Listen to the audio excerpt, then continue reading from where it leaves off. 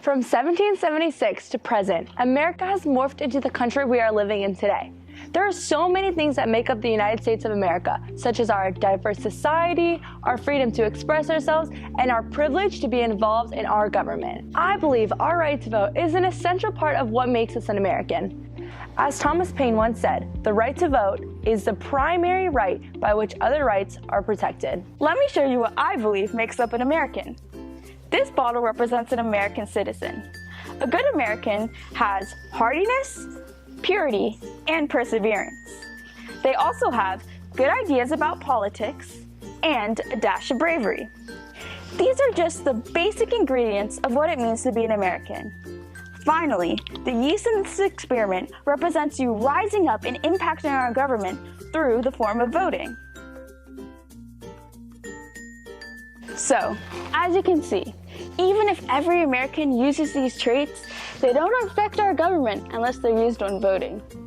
How we participate requires knowledge and effort. I never said getting involved in politics will be easy. The impact you have when you mark a ballot is incredible. You are participating in the political process, but it doesn't just stop there. You should vote because then you can have a say in who is making the laws. The character of this country is on the ballot. Who we are is on the ballot. What kind of politics we expect is on the ballot. Each one of us play a role in this experiment called American democracy. When you're a part of a democracy, your participation is what results in the election of politicians who are then expected to represent your interests. If you don't speak your voice, you won't get anything like what you really want. So if you're not voting, in essence, you're removing your ability to influence or shape the behaviors that politicians engage in once they're elected. I believe every citizen has the right to vote, and I believe we should do everything we can to make it easier for every citizen to vote.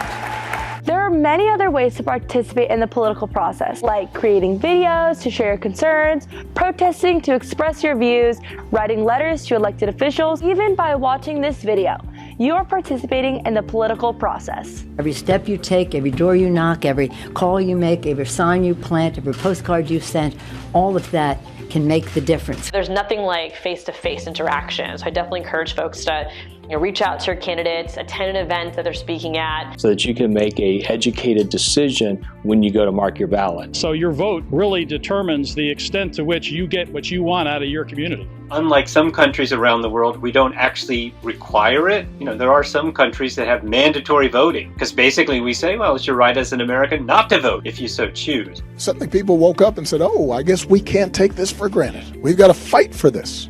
Instagram, Facebook, and all other social media accounts are becoming very useful to get information. There are many good ways to find out about candidates, and the internet provides probably source one. Make sure to also follow credible people and sources so you don't get any false information about laws and candidates. You can Google literally candidates' names and find information on candidates. There are different nonprofit organizations where you can receive non-biased information. The problem for the voter is to separate the chaff from the wheat and know what's real news and what's fake news. Probably the worst way is just to try to rely on the television commercials you're bombarded with, because obviously those people have an agenda and they're trying to steer you one way or another. As voters, we need to know the political parties that are in election. The two main political parties are Republican and Democratic. We have party affiliations because many people fall into categories and agree with certain parties.